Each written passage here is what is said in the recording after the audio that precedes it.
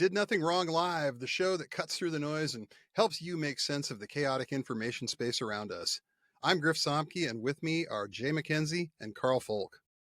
In today's episode, we will discuss the looming specter of the imminent inauguration of Donald Trump, as well as the Proton Corporation's embrace of the GOP as the party that's most likely to rein in big tech. And we'll also be taking a look at the recent designation of the Terrorgram Collective as a foreign terror organization and the implications of that designation.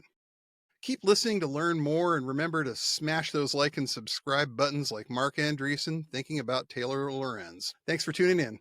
Let's get started. So by the time this episode drops, we're going to be 7 hours away from Donald Trump's second term. Nobody really knows exactly what's going to happen, but we're all speculating that it's going to be quick, that they're going to come right out of the gate, maybe even on day one, with something so shocking and awe-inducing that we end up all just kowtowing to whatever it is that they want to do next. So I want to get some predictions here. I want to get what you guys think of what we're about to see and how's it going to go down. Jay, what are you thinking right now? Well, I think the kingdom of heaven has arrived.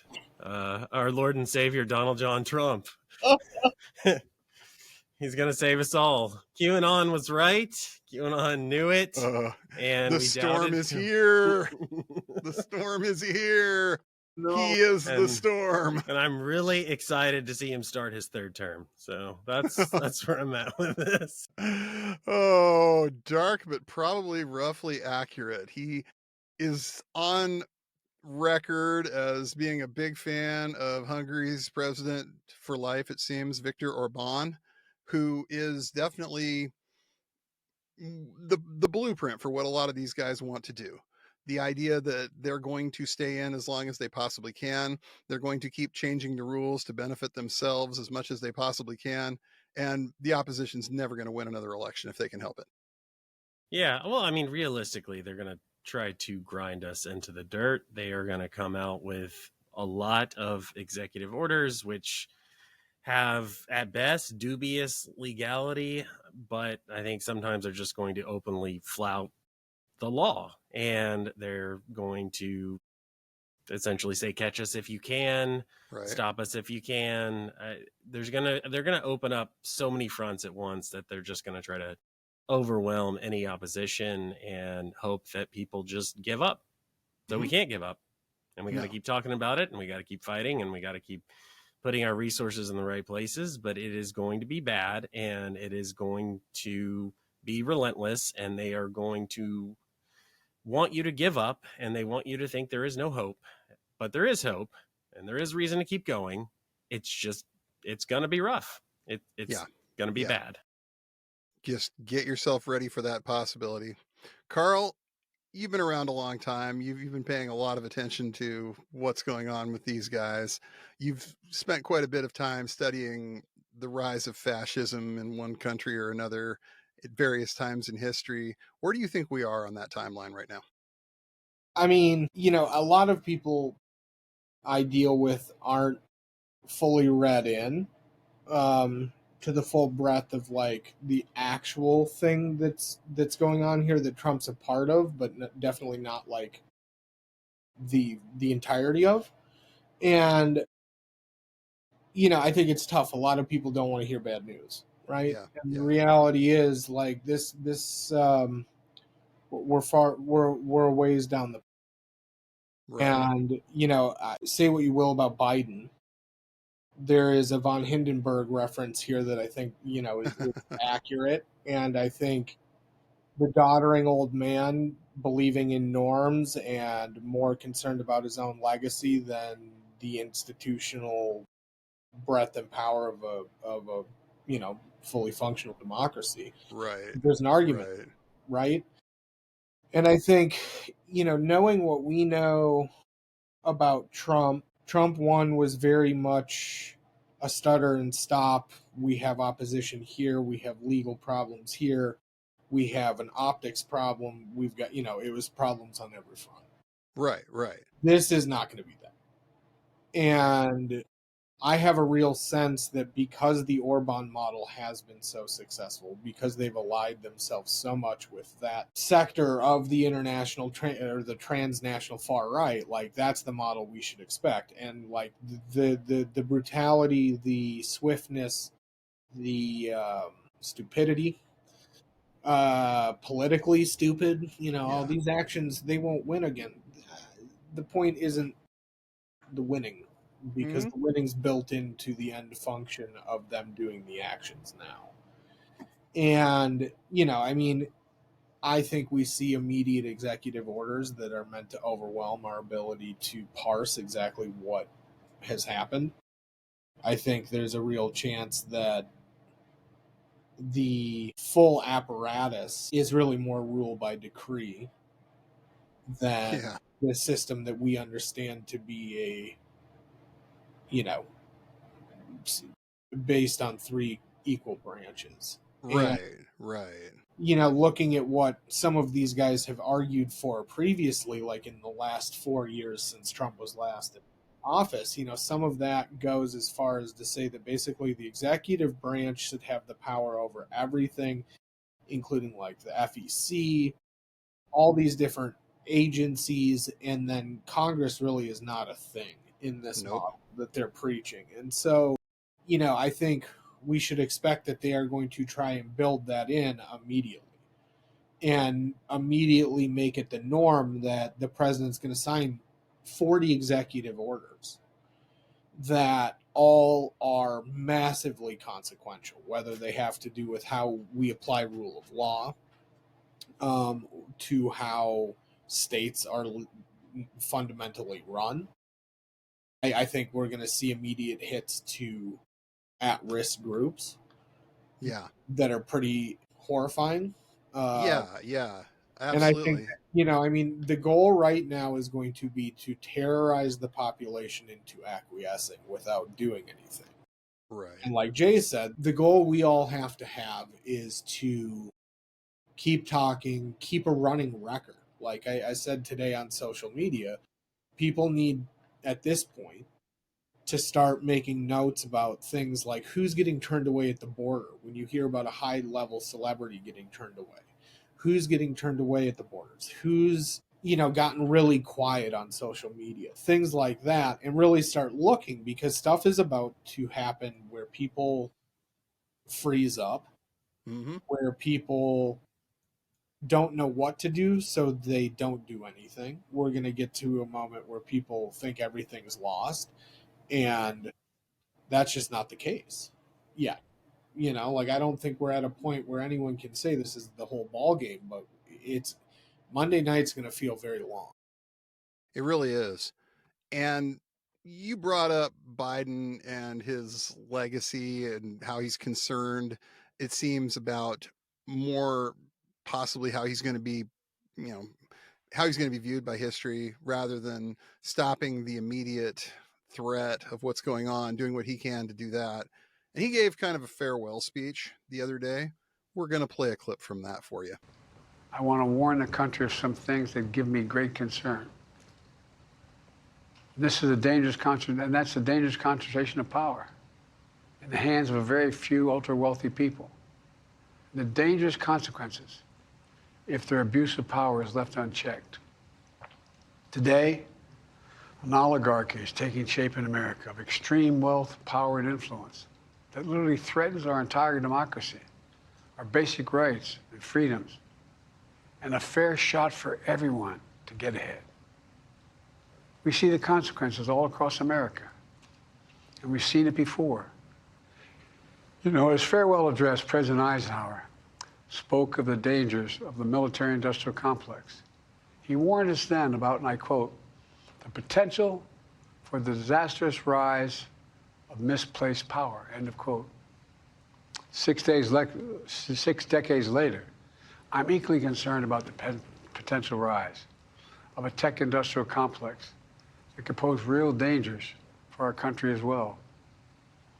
Americans are being buried under an avalanche of misinformation and disinformation, enabling the abuse of power.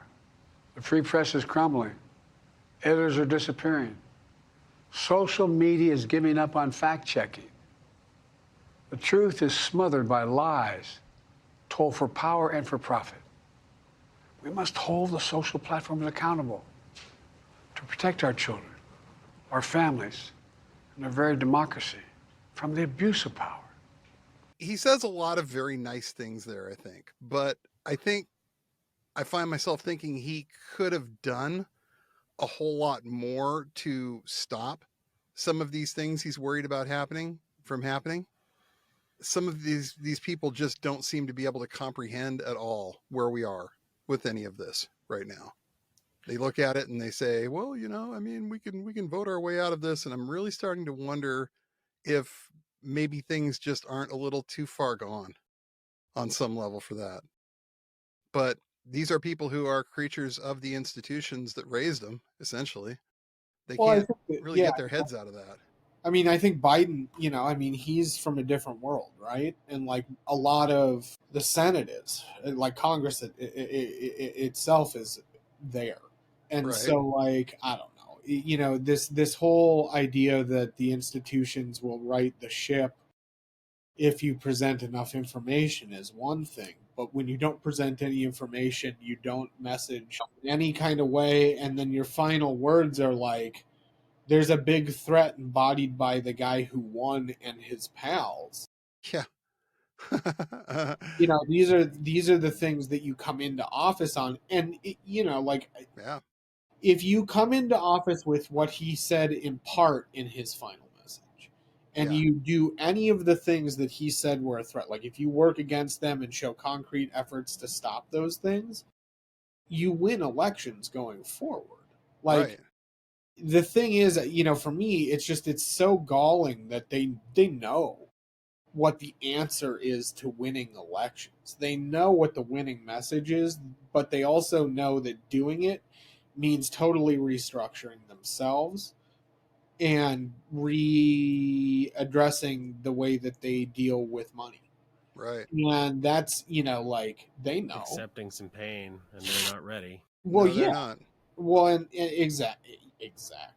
And to be honest, up until Trump won this second time, things were up in the air for which way business would have gone, right? Like, the reality is, if Harris had won, big business would immediately try and be less adversarial to us because they know that they wouldn't get away with it in the same way. And so, like, it's just really interesting understanding too that, like, this other dynamic really comes to bear in a way that just hasn't been fully calculated into this new world of and look, if we go back to what Biden ran on initially in 2020 was saving democracy. It was exactly. He was the anti-Trump. He was boring. He kind of embraced the fact that Sleepy Joe sounded nice to a lot of people.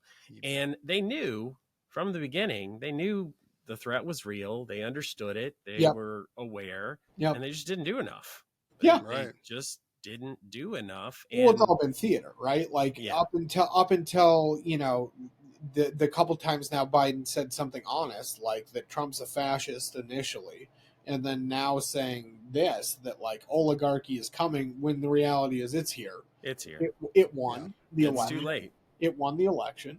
There was a battle for the soul of the nation, and the bad guys won. I mean, the bad guys definitely won this round, but like they also don't have any kind of grasp on the reality on the ground. And that's what's going to set the tone here. And like chaos, even if it's an unintended consequence, is really hard to put back in place. And like these guys, what they've said is chaos. They do not have the capability in some ways to enact what they're saying. They can do the legal side. They can do the shock and awe, this is brutality for brutality's sake on paper side. But in a lot of cases, like you've had Republicans come out saying, like the stuff he wants to do with the border and the mass deportations, he can't do it. I mean, Republicans have come out and said this is just that's exactly right. Like this, He's like some of grandstanding. this is just physically not possible, right? And like the society we have has some features that could be totalizing, right? Like there's some things here that are present that would make it really easy to slip into something really dark. Yeah. But there's some also, like, this country's huge. There are pockets that are not that. There are pockets that are. There are pockets that are, and not neither. So like there are all these different things, and like there's just too much space, too many people, and people like these.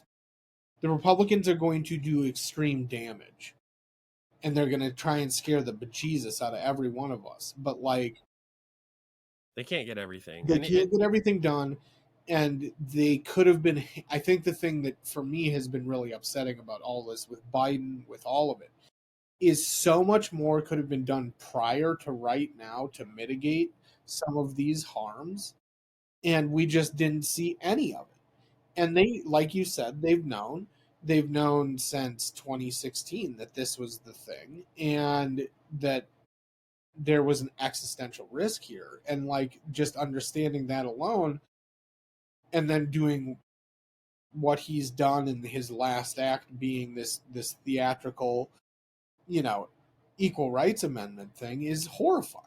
Yeah. Like it's horrifying.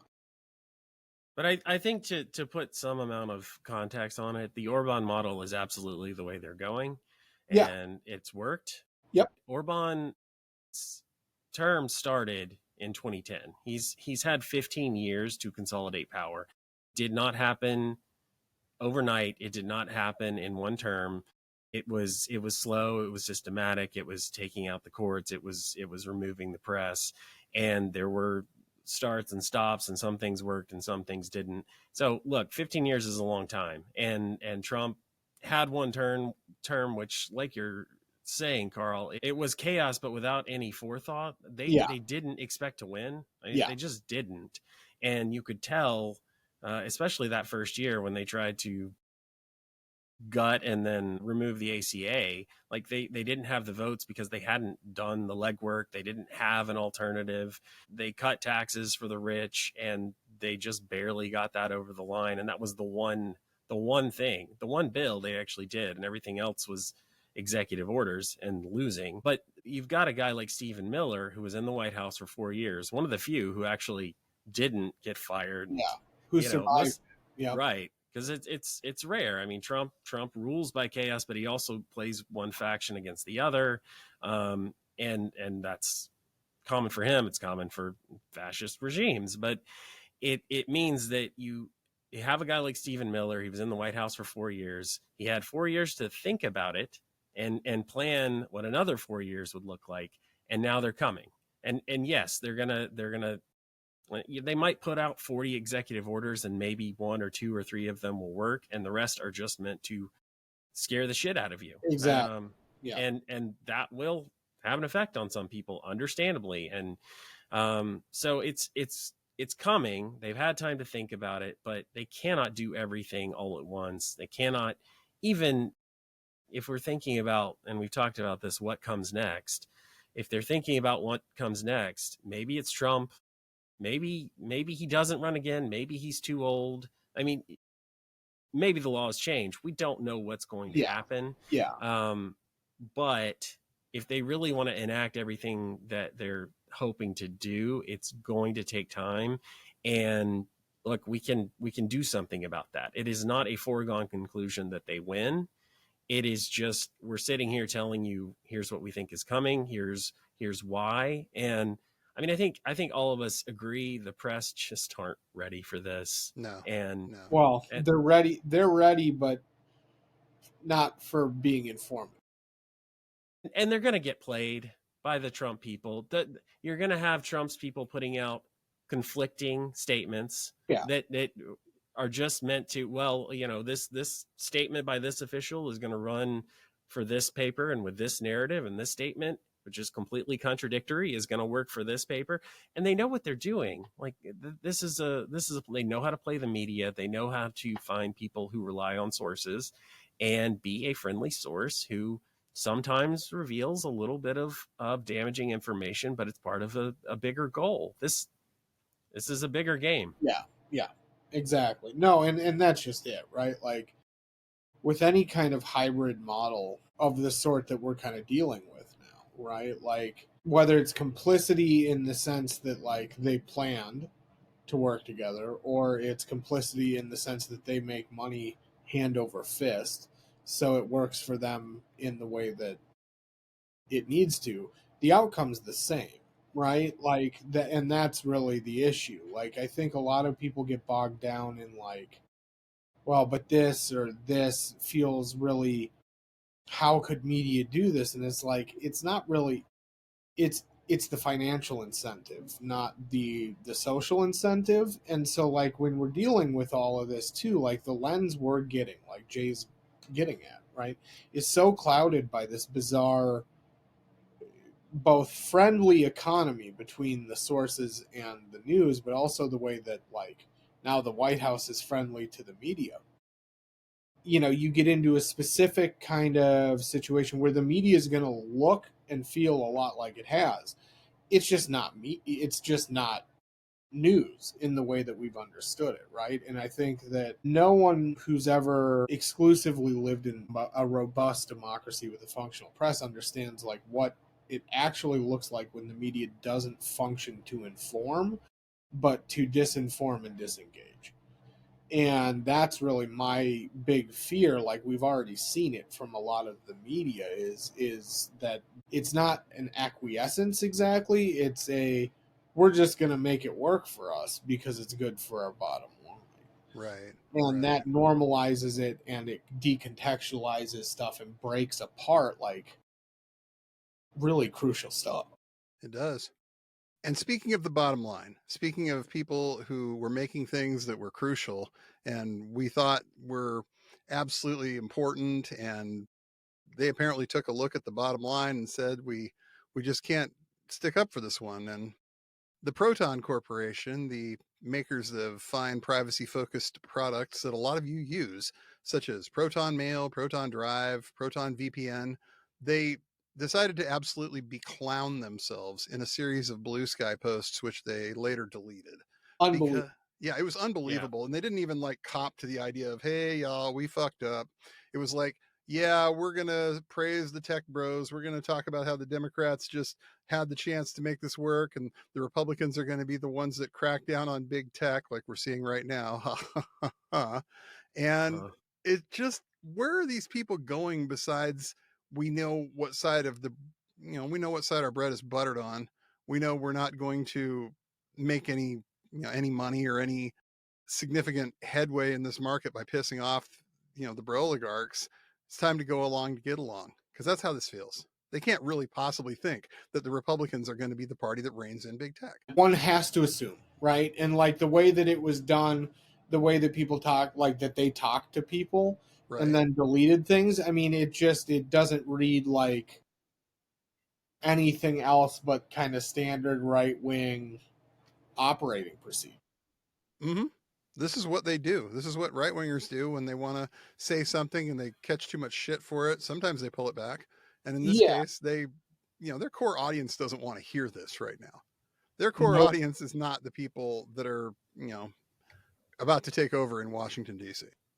no. I mean, Yeah. if anything, the guys taking over use like Yahoo. This is not the crew of like About half strategic, of them probably have AOL accounts. yeah, strategic geniusry over here, Yeah. right? Like, but no, it's really it's a huge problem, and whether I mean, again, it's the outcome is really bad, right? Like for them, the optics of taking this on that way is, I mean, there are very few worse ways Yeah.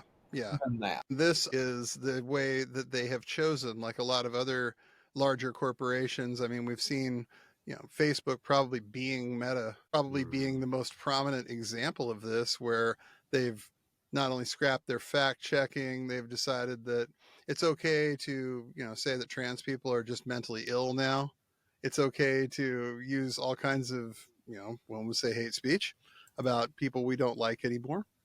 And they looked at the numbers and they realize that the vast majority of their content these days is Charlie Kirk, Ben Shapiro, all this other shit. And they probably just realized, why go along with this? Why not just, lean into it, as it were? Well, like today, was it today? Yeah, it was today. Like Stephen Miller's now involved Mm-hmm. with Meta and their operations. They've now kind of rounded the bend completely to where, like, I think there should be a long conversation about Meta and Twitter for sure, and how we classify them. Are they state media? Right? Like at this point, are they an extension of Trump's policy? Yeah. It's And hard I to argue anything else at this point. Yeah, It really I is. think that's the real question right now, right? Like, is Facebook, is Twitter an arm now of the U.S. government? And I think it's an interesting conversation. And I think, increasingly we have to start thinking about the digital commons, huge air quotes around commons. Are those part of America's foreign policy, its internal policy? There's some real questions, I think, insofar as that, and also, like, at what point does social media, like, at what point do we start merging other state functions with something like social media, right? Like, when does Trump say maybe we should have everyone vote through Twitter? Yeah. Like, I serious. love that. Yeah. Like, these guys are cooked mentally, the tech guys, and Trump believes whatever he's told, apparently, as we know. And like, that's an interesting recipe when there are going to be some fundamental questions, I think, that we all have to kind of ask. Yeah, I think if we started with Proton Mail, and the deleted post on Blue Sky said that until corporate Dems are thrown out, the reality is that Republicans remain more likely to tackle big tech abuses. I don't know how you can possibly reach that conclusion based on anything, based on I mean, Proton's up in Switzerland, and apparently they just have not tuned into American politics, and honestly don't even see this lovely inauguration ball that's being thrown for Donald Trump, which is going to include Jeff Bezos and Mark Zuckerberg and Elon Musk and of course Peter Thiel is a big Trump backer. Mark Andreessen is out there just blasting away on social media. These are all big tech guys. What reality do you have to live in? Yeah, Democrats aren't doing enough, and maybe you can even say hardly anything. I mean, we see it.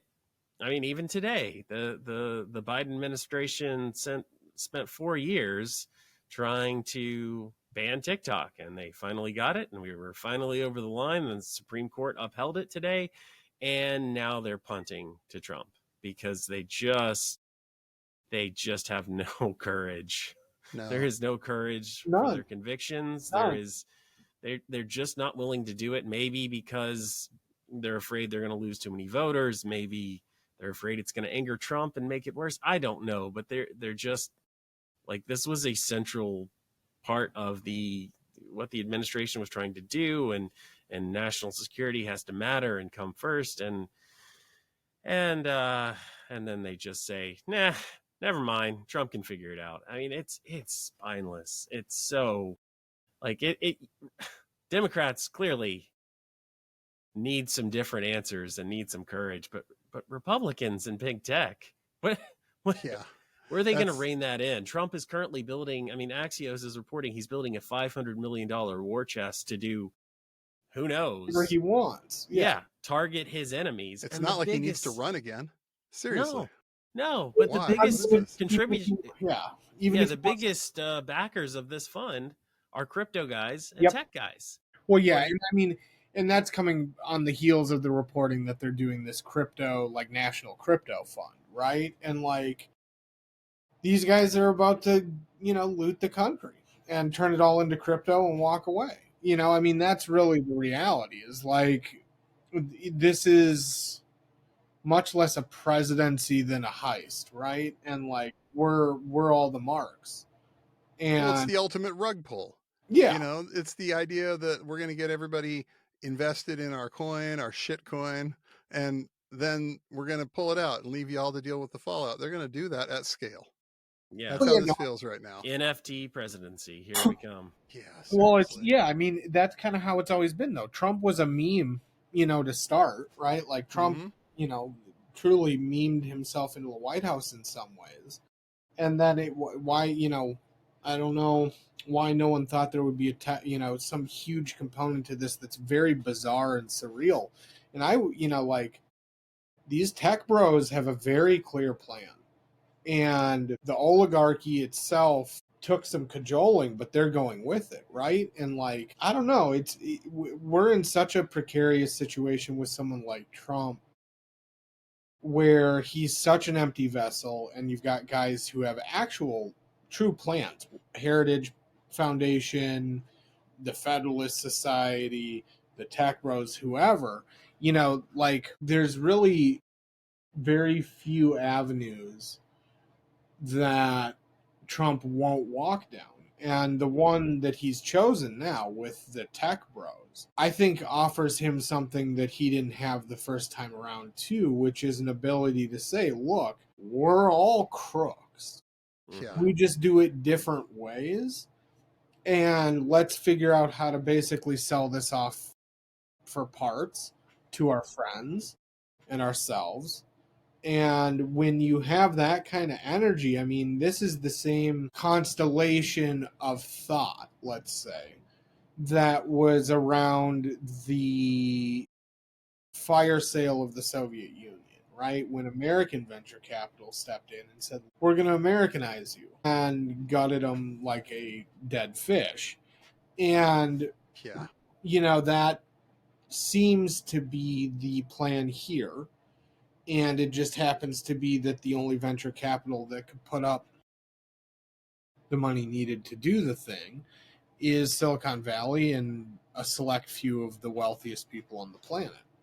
And I think there's going to be an increasingly clear line between this political financial decision to either the wealth class or the Silicon Valley wealth class or the religious right wealth class, right? Like there's going to be a delineation, but you know, when you got guys who really truly believe that democracy is a hindrance to them accruing all of the world's wealth and then using humanity as a tool to get them to the ultimate goals of like off-planet living and Right. extra, you know, planetary daily travel. Which we're all paying for the R&D on every Oh single yeah. day. I mean, the people of the Caribbean last night got a nice little, um, you know, show in the sky of what that Mhm. actually looks like in practice when you have a guy just fucking around at the edge of space. Well, you know what I loved about that is the fact that the rocket blew up. It blew up. They had all this debris falling from the sky and right, landing on these islands. It diverted all sorts of flights. People either had to stay on the tarmac or they had to land divert the planes and land somewhere else. I can imagine that you're talking hours and hours of delays for just ordinary people Yeah. trying to live their lives. And some of the headlines today, you look at it and it says, well, SpaceX captured the explosion after the fact, or despite the explosion, SpaceX Yeah. managed to capture the rocket before it could have been worse. Like they have to find some sort of silver lining. They can't just say that Elon Musk sent up a turd sandwich into the sky and then blew it up. It's And Yeah. this is not the first time. Like this thing has done this multiple. Yeah, seriously. And it's just they keep doing it. They keep spending our money to figure this out. You know, they're not stupid. They're not spending their own money on this. No. And they're going to keep putting out, and they're going to find ways to keep getting stories out there that make it sound like it's not that bad, and it's all for the greater good, and it's all about saving civilization, when it's really just grown men with train sets, like pretending, on a greater scale, just Yeah. tinkering and playing and If deciding. those train sets somehow removed money from us and gave it to them directly, Yes. just like took And they money. were built by us turning on a hamster wheel and, Yeah, and yeah. powering it up. Yeah. Yep. Pretty much all of our children just running in tiny wheels to power it. Yeah. No, it's really. I mean, I don't know. We've seen time and again that tech overall right now has a big problem in that it truly does not give two shits about anything beyond its own ideological view of the world. And unfortunately for us, tech libertarianism turned into techno-fascism pretty quickly. Yeah, it didn't take long. It really didn't. And that's what we're looking at going forward, I think. The idea that they are on the final descent for what they want to do. There isn't a whole lot left in their way right now. So it's going to be a real interesting immediate response to Trump's inauguration. I just have this feeling they're going to go as fast and as hard as they possibly can. And I think people aren't quite ready for what that's going to look like yet. Fully agree. But yeah, it's very much, because keep in mind, they said during the election that they weren't planning on doing Project 2025. They said that was a lie, that the liberals were lying. But they also said that we need to use discernment about who we tell that we're actually going to do this. So they've been planning for years exactly how they wanted to make this work. And you feel like the Mark Andreessens, the Elon Musk, all of these guys have been planning this for years as well. So it feels like they are going to be absolutely ready to go on day one of all of this. Yeah. They're going to be just chomping at the bit to get this done. And if I could say anything to people, it's, don't let your fear that you're going to have when you see this paralyze you and stop you from, taking action, from consuming, the news as it is. Don't check out, please. Don't do that. Don't just give into it at that point.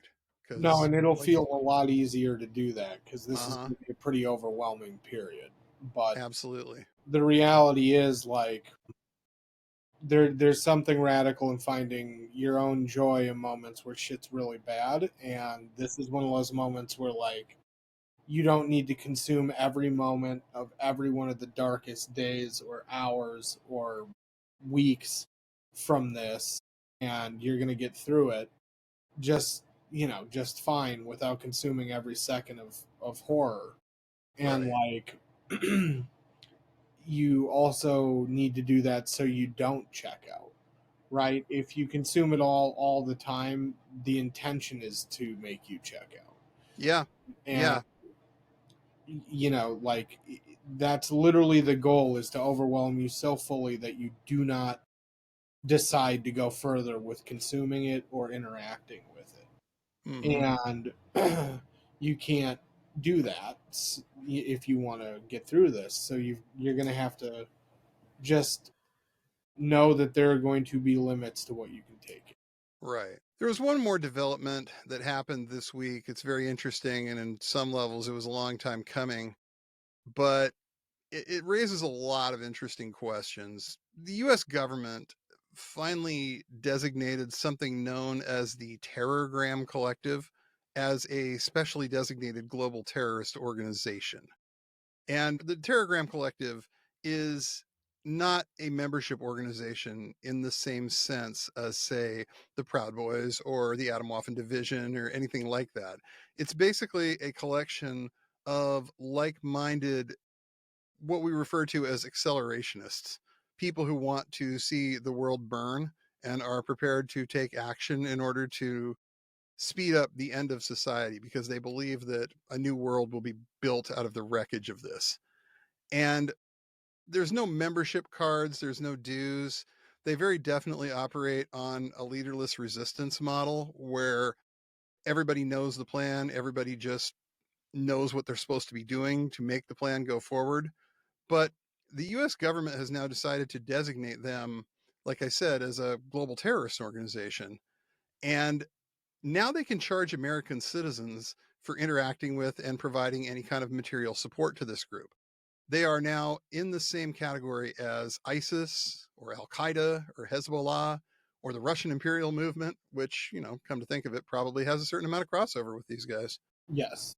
So it really is hard to say this because they can't, like, it's prosecuting an idea. They haven't, set up an organization here. This is a bunch of people who want this one thing to happen, but they have very intentionally, according to their own statements and their own literature, said if it's a group with a logo and a manifesto, you're fucked. Walk away from it. Don't get involved in this. It's a trap. The history of the white supremacist movement kind of agrees with them to a certain extent on this. So it's frequently kind of referred to as lone wolf terrorism, and that's wrong. It's really harmful to look at it like that. It's one person or a small handful of people doing these things, because it's a movement, but it's not a movement that is designed to be able to be caught. They want plausible deniability for everybody else in the movement. When somebody gets nailed for planning to blow up the power grid in Baltimore, like Brandon Russell did last year, for doing a school shooting, for shooting up a mosque or a synagogue, they want to be able to have the rest of them say, well, we didn't have anything to do with that. That wasn't us. That was just some other kids. So it's kind of amazing that they took this step, but I wonder how this is actually going to play out in practice. I mean, it's not enough, right? Like, I think that's the big thing that stands out to me is like it's a huge step, but it's also not enough to like the true scope of this, right? Like, yeah. Terrorgram, massively influential, hugely dangerous, as we've seen, and has ties to other really dangerous groups like Atomwaffen. Huh? But that's not, I think this is a really tough coin, right? Because it is an idea. You can't go after it in the way that we might want to. Right. You also, though, have to figure out a better way than going after one thing, right? Like, I think about how much of the overlap there is between that specific group, and other somewhat well-known terror organizations and right-wing groups that aren't terror organizations, but are just straight up political entities now. Like that's the real thing now, is like we have to disentangle. There's going to be a huge reckoning here when we continue down this road, and it's one that has to happen. So I'm all for it, but like we have to continue down the road of basically saying like there is a limit to where we can go with what you can, like you shouldn't be able to tell people how to build dirty bombs on them, right? No. Like it shouldn't. There are certain limits to where like this should go, and I think there's some common sense ones, but then there's some other things that will only happen if we have an open and frank conversation about white supremacy and the construction of our day to day and the government, right? And those two things are going to have to happen together to really do the whole thing. That like this is the first footstep on a path. Yeah, because at some point, prosecuting an idea is going to get very problematic. Very hard to do, and it leads down a really dangerous road. It does. And you're right. These people are dangerous. Yes. And I think that's where this becomes really difficult because, like you said, the Terrorgram Collective, as it were, is not an organization. They don't actually do anything, but they publish spec manuals on how to take down the power grid. They publish, atomic bomb recipes. It's like you're trying to instill fear in people who kind of by definition aren't afraid of you or made it their mission to make you irrelevant. I mean, it's we're gonna have all these consequences for you for organizing or disseminating this information, but the whole point of their existence is to remove that power. It's they reject the idea of the U.S. government and of institutional power to the point that they will commit terrorism to end it. And so it seems like they're saying, oh, we know you're out there, but almost kind of like tipping their hand that we don't entirely know how many of you there are and what you're planning and where it's going, but we're looking. I guess maybe I mean, I think this is kind of a hat. Yeah, it's a tip of the hat. Like, hey, we know you're here. Yeah, like we know this is real. We're at least acknowledging that this is real. This is a problem, because honestly, for the longest time, the government just wouldn't do it. And no matter how much researchers and experts were saying, this is a problem, this is a growing problem, this growing problem is continuing to grow. It is the first step to saying white supremacist violence and people who read Siege are a growing problem. And it's actually dangerous if you find someone reading Siege, right? Like that's like people don't realize there are certain things. Like one of the problems I think that we've had in this country is we've very much said that all ideas are equal, and that's dangerous as hell when some of the ideas are literally like, I think we should murder everyone in opposition to us. Like these are incompatible. You know, like this is always the argument, right? Like there is a level of incompatibility with certain thoughts and what those lead to. It's not even really the thought, it's the action, right? Like that comes from the thought. So it's tough, right? And it goes back to what we were talking about at the beginning of this episode. Like the position is always reactionary from the federal government, right? Like we don't tend to be proactive because, especially on this kind of thing, because there's an inherent danger to it. And one of the things that we've seen repeatedly is like white supremacist violence isn't treated as the same level of terror and violence that other things are, because the minute you start unfurling that ball of thread, it goes to every part of the institutional power structure of the United States, and it goes to like the darkest parts of our historical record immediately, right? Like just by virtue of it being what it is.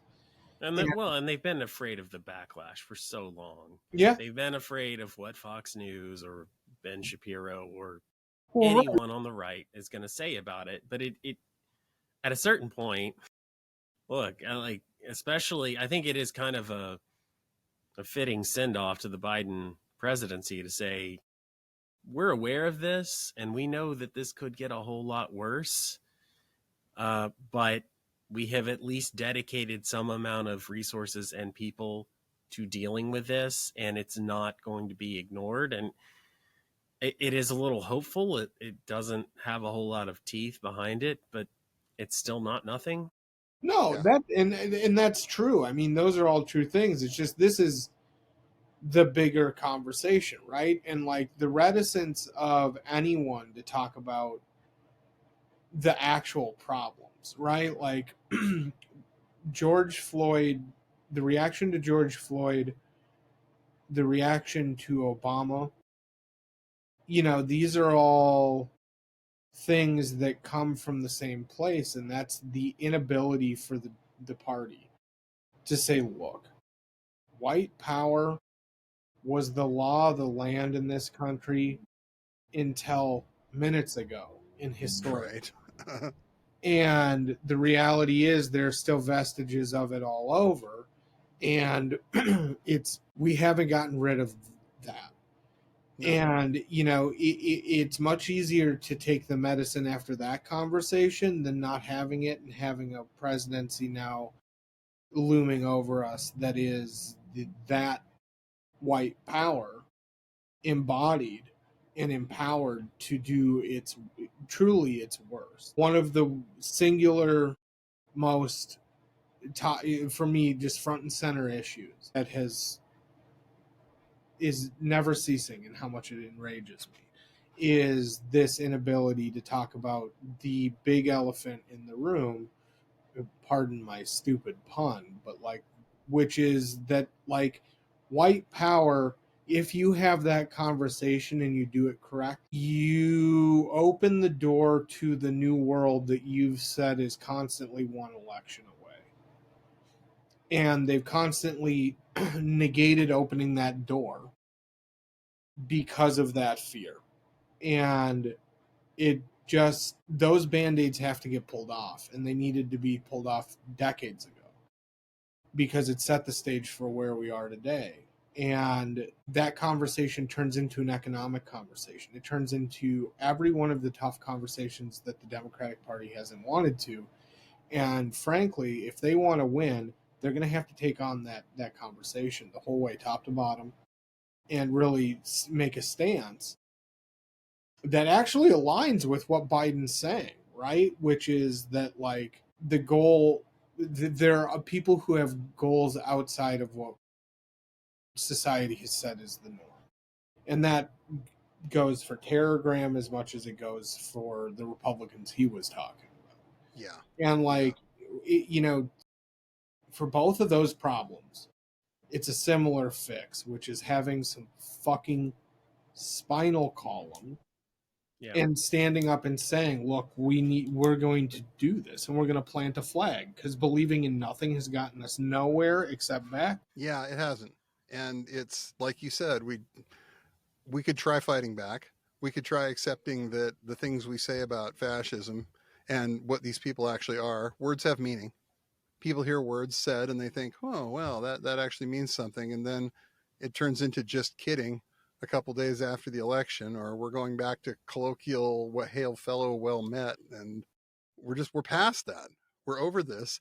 People believed that was something they meant when they said it, but the Democrats did themselves no favors by turning around and normalizing this. No, they've done incredible damage. Yeah. It's really an interesting time that we find ourselves in at this point in history, where we've got so many things in flux. Basically, MAGA won the Civil War. There was a small civil war in the GOP, but the GOP sure didn't do a whole lot to win that thing. MAGA won. Ain't really no other way to call it. Yeah. And they're going to do whatever they want. And I don't know that the Democratic Party has ever looked more feckless, at least not in my lifetime. No, because not this is not good. Not in my lifetime. Definitely not. Yeah. So, really, there's a window open right now. There's definitely a lane that somebody could go into and make a lot of positive gains for the American electorate.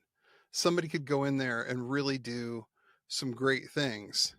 And it'll be interesting to see if somebody picks up the ball. Yeah, because right now someone needs to. And I think that's the most, I think a lot of this sounds really depressing, but the reality is, like, this is one of the few times where literally everything is up in the air now. So, like, if someone or a group or, a party decides to actually get a set of balls and do the thing and put in the ground game and have the tough conversations and really lay out a way to do this, they're going to do gangbusters, right? Like, people want meaningful opposition to this shit. And that's the major issue, right? Is, like, the divide between the quote left and the Democrats isn't so much an ideological one, right? It's more one group needs action, needs things to happen, needs material change to happen. And the other is comfortable enough, let's just say, to not need it immediately, where some people do. And like that, I think this all just, we have a real room here to do amazing, transformative, generational good, but it's going to come out of the dark. Yeah. Well, I think what you said, Karl, about the conversations that we have to have, and especially dealing with white supremacy. I think they are very tough conversations, and to have them and to bring them up is going to require a great amount of courage, because most people, the majority of people in Yeah. this country Yeah. are going to recoil. Oh, They yeah. are going, the questions you need to ask are going to make people uncomfortable. And their initial thought is to dismiss it, to ignore it, to look for somebody else who will give them the happy story that they want to hear. But honestly, realistically, if we're looking at Trump, and he did meme himself into existence, and the reason he won the first and the second time, people wanted someone who would ruffle feathers. And yeah, the Democrats shouldn't go out there and try to ruffle the same feathers and to take the racist approach, which Trump obviously took. But maybe part of the answer needs to be that, look, yeah, you're gonna, if you really want people to listen, you're gonna have to say some things that they're not gonna like at first. They're not gonna want to listen to. They're not gonna believe. But you're gonna make them have to sit down and think about it. And when you look at what the other side is saying and what the other side is doing, and if you really challenge that and you do make people uncomfortable, well, maybe they can come to their own conclusions. Maybe they can have that conversation and understand that argument. You're also going to have a built-in base. Truly. If Yeah. you have a frank conversation about race, wealth, inequality, class, and the intersectional nature of that and the way that things have been run in this country, and you talk about ways to undo that, and you mean it, and you do it, and you have plans of action, if you were to be elected to whatever position you're in, you're going to win. Like people really underestimate the amount of energy there is for truly transformative progressive thinking within the rank and file of this country. And a lot of people don't know it yet. One of the things that jumped out at me about Bernie wasn't necessarily the message. The message was whatever. I mean, it was, he understood how to say what he felt. But that was across every major social and economic group. Every religious line I can think of got crossed. And, I went to a couple rallies more as well, this is an interesting thing happening capacity than Bernie's my dude. But, that energy's there. Yeah, it really It is. just needs to be turned on a little bit. And that shit, people think that the right wing populism, this Christio-fash tinted corporate thing, is new and is unique, and neither are true, right? Like, this is Right. repackaged shit from the 30s for the right, but also it's a repackaged thing that they don't understand. And the Democrats have a real ability to upend that completely, because that thing is literally well, my parents did it, well, this sounds good to me because it sounds good to me, but it doesn't show me any return. Like a Democratic plan that actually looked at something and was progressive and looked out for people, that's going to win at some level, even if the messaging is heavy against it, because at some level, the rural farmers in Illinois aren't listening to the Ben Shapiro's necessarily. No. They're looking to they're say, okay, well, this money did this year, and this money did this year, and then they're also saying, well, my family's gotten bigger by one this year, so I need this much. And so there's different calculus. And if you can talk to those people and say, look, you're getting screwed. Look, we can provide you with ways to make that money back that's been taken from you. And we're going to do it in a way that doesn't make you have to jump through 30 extra hoops. It's just something we do for you as a citizen who works for us as an agriculture person. You're going to win. And it's really about knowing what your goal is. And the Democrats have seemed to be rudderless so long that it's infected everything they do. They need a rudder, they need a soul, and that soul needs to be old school fire and brimstone, anti-capital as an authoritarian entity politics, right? And they will win every time. Handle. They need to put down the data and the polling and everything. They need to, They need to sociologists. get out and be in the world. I know the joke about the New York Times and the getting the pulse of a Ohio diner is silly and way too frequently just memed, because it is failure. It's kind of true, and it's funny the way they approach it. Yeah, that is a very valid criticism. Yeah, it's amusing, but like the Democrats decided to go the other way and just like, we're never going to go to that diner. We're never going to talk to those people. We're just going to look at the spreadsheet. Really? We asked 6 people at an exclusive Washington, D.C. restaurant what they thought of the problems of the working class in Ohio. And if they were smart, what they would do is they would send those same people out to 5 different community colleges in 4 different places across the Midwest and have that same conversation with community college students across the board, age, all of that. See what the actual response is from an average person in this country, right? Like, go ask community colleges, go to, there's so many better ways to get this data, and everyone's just like, no, I think it's fine, because no one under the age of 30 answers their phone when we call, so they just don't exist, right? Like, their opinion doesn't matter, so it's just bonkers.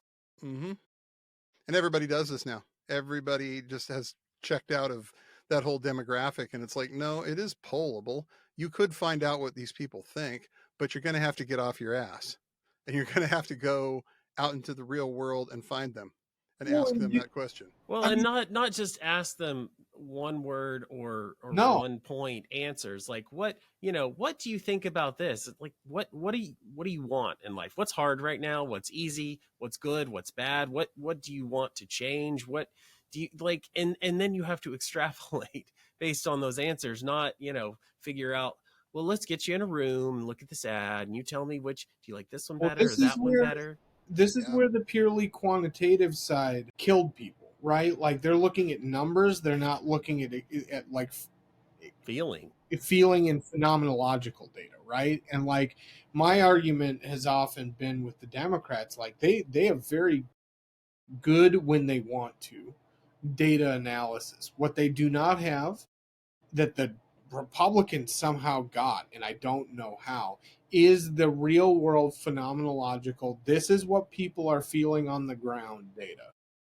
And until there are a number of changes to how that's taken in by the Democrats, they're going to be really left in the dark, because they don't, either they're looking at data that they've gotten, they don't believe it, right? Yeah, that's or they're not getting the data.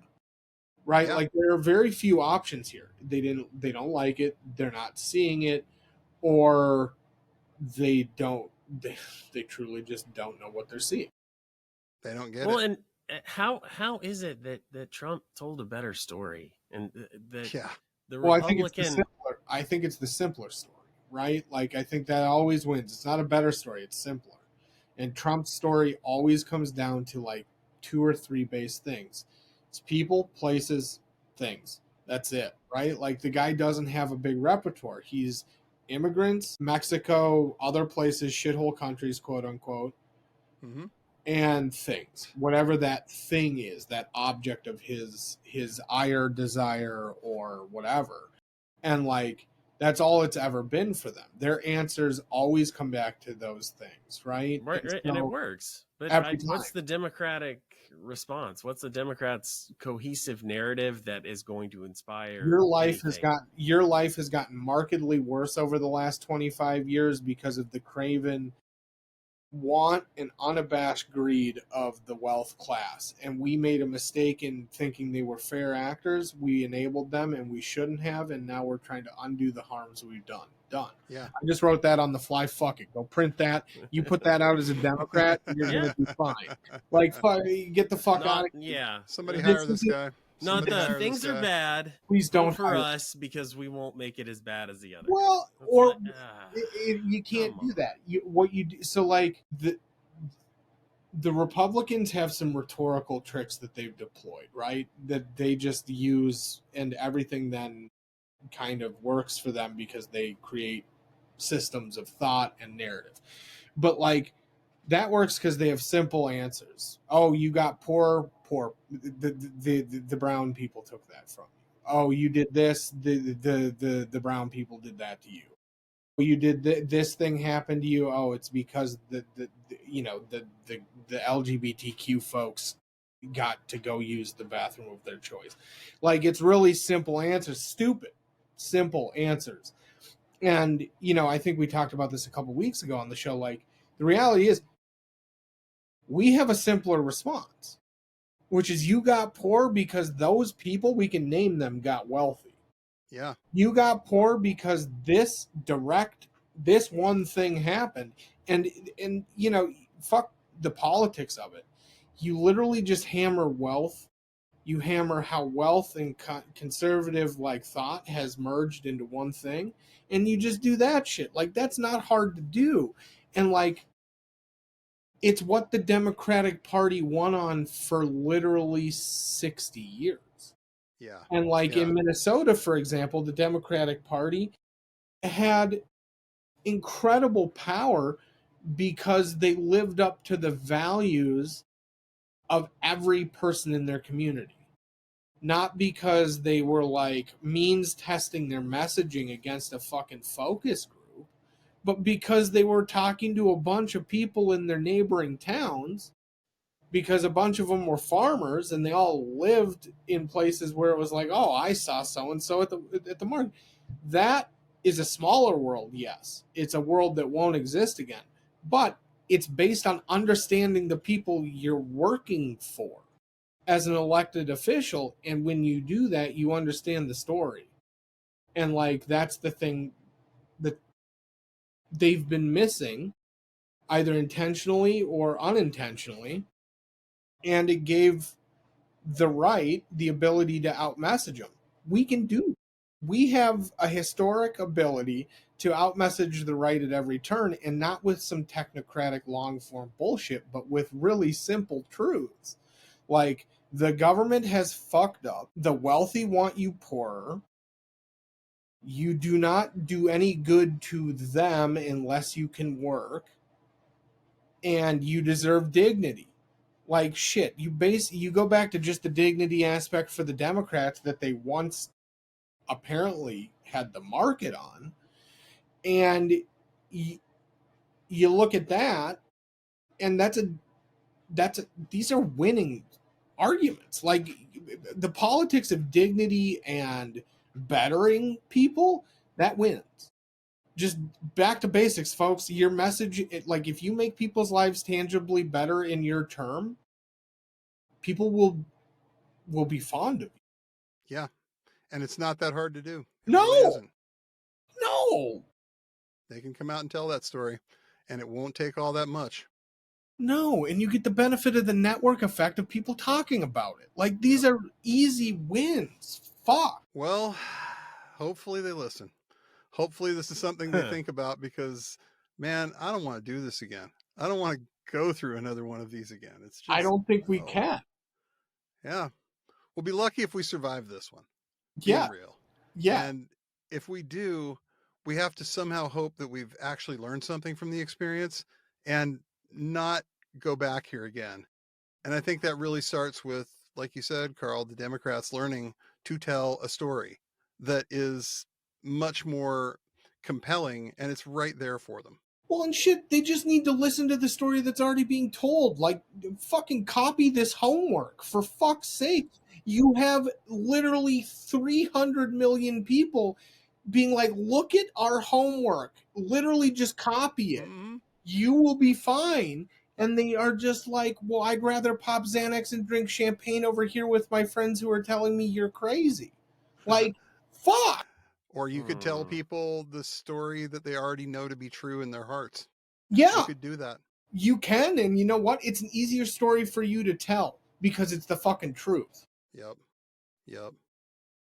Well, Yeah. folks, that's our show for the week. Thank you for tuning in, and remember to like and subscribe on your content platform of choice. We will see you next week, and remember, everyone mentioned did nothing wrong. Bye now.